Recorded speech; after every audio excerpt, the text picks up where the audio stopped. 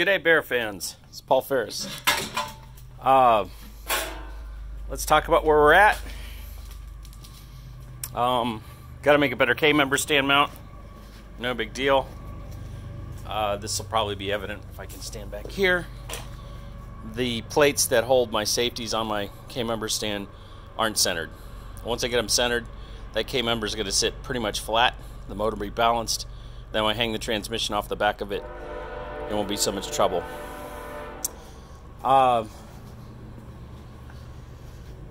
Yeah, good enough. Sorry about the train noises in the background.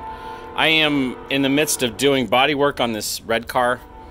Just to be really clear, I am not a body man.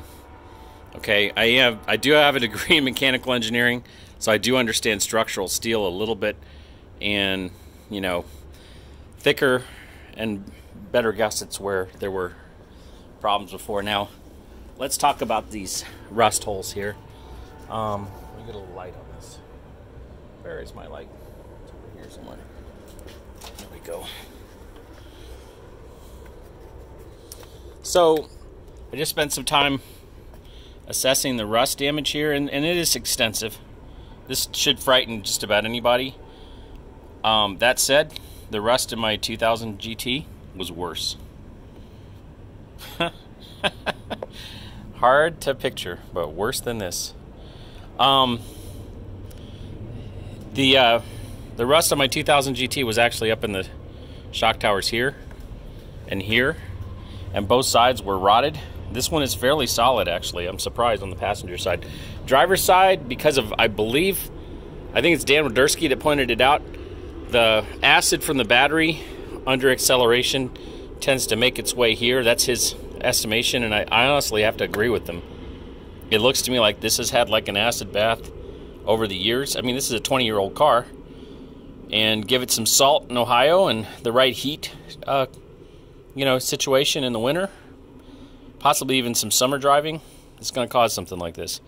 However, that said, I know enough about dealing with rust now that I can clear all that out, cut out all the bad rust, POR 15, what remains on both sides, and then weld over this with some 1/8 inch thick steel, which I bought a huge plate of it. There it is. So I'll make some cardboard templates that will go roughly from here. I'm going to stand back further. From about here down to here, and they'll have ears on them that will just bend in and blend into this steel. I'll use a hammer and just hammer it down, and we'll just basically make a gusset here that will take care of the strength here. It'll probably be stronger than stock when I'm done. I will replace these tubes with square steel tubes and weld either an H-beam thing in there so that it really compresses, or whatever I'll do, it'll be stronger than stock, and just stick it in there before I do the final template. And this thing will probably be every bit as stiff as it was stock. My main concern at this point is how straight this beam is. I've got to do some measuring, but it looks like it's given even everything that happened to it, because of the surrounding fenders and everything else didn't really move, which is very fortunate because I don't have a frame straightener, and I could estimate one and do some really weird stuff with plumb bobs and whatever, but I don't think I'm going to have to. Anyways, that's where I'm at here. I'm thinking I'm going to weld in the bottom half of this assembly. I was going to make it a removable beam, but I just don't see the need for it. You can see I got the replacement part. These are made in China from what I can tell, and I would put the whole thing in, except it's an enormous amount of work for absolutely no gain. I'll end up with the top half of the car re-welded, more likely to rust, whereas just from here on down, if I cut it and do it right, I think I can mount that thing in there, and it'll be every bit as sturdy, probably more sturdy given the amount of welding I'll probably do, even though it'll look nastier than heck. Speaking of nastier than heck welding, you can kind of see where I started here, which, wow, isn't that nasty looking?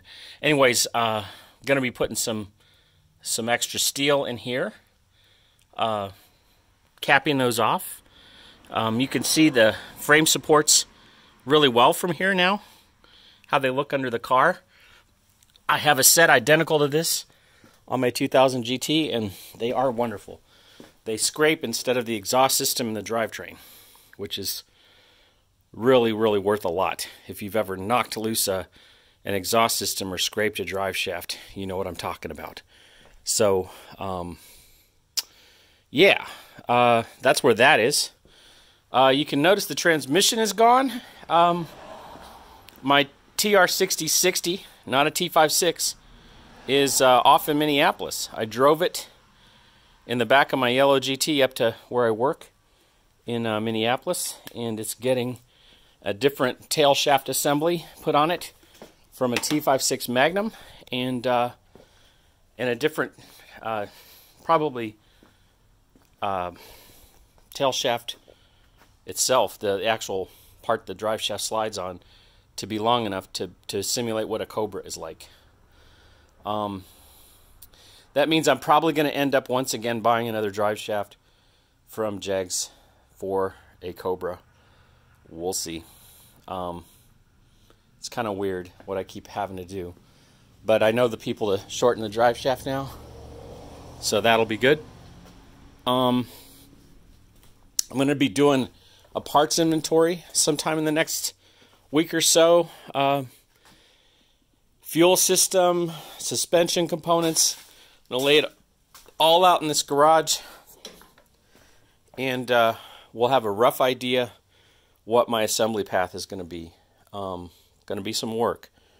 I've really thought about it a lot, and I'm likely to go and get a Haltech PCM just because I'll have the wiring documented. Even though I have all my accessories and everything else, I really just don't have the confidence that I'm going to be able to modify one of these without being able to take it off of a stock Falcon. Now, what could happen is I could end up in Australia and have something crazy happen that would help me. We'll see. But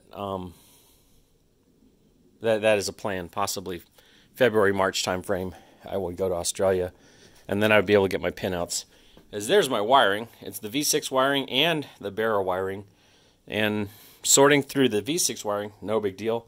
Sorting through the Barra wiring without an actual Falcon to compare the wiring harness to is, to me, a little bit daunting. I even have a book on the wiring, and I just don't see where I could get started there, but maybe I'll find something magical along the way. There's my bell housing and the transmission support for a Falcon. Not sure if I'm going to use that. Pretty sure I'm going to use that.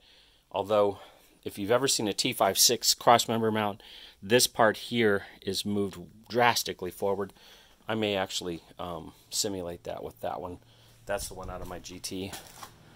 So I've just been a busy guy trying to get my parts rearranged, you know, to where they'll work for this car.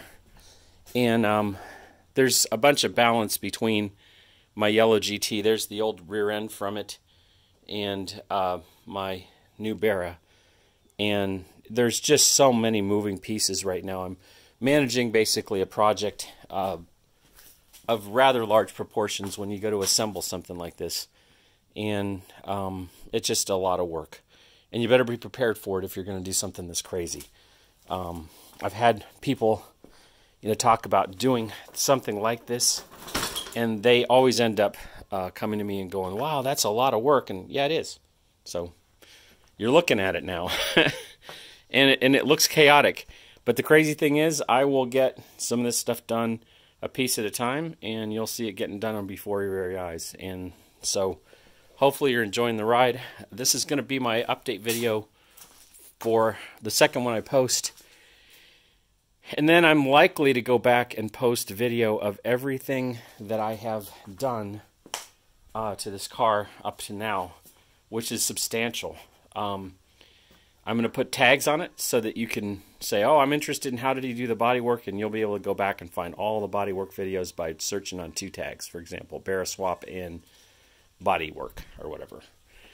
So I just don't want to cloud my YouTube channel with crazy stuff like that at the moment. I want to just get started with the basics of what this swap is like, and I've got most of my parts. I'm it's some odds and ends, and I'm keeping track of them on a Google Doc. If anybody is so insane as to want to follow this and actually do what I'm doing, so hope you're enjoying the ride. Please don't forget to subscribe. Tell your friends. Again, my name is Paul Ferris, and I am swapping a Barra motor into a 2000 Mustang. Thanks for taking the time to watch.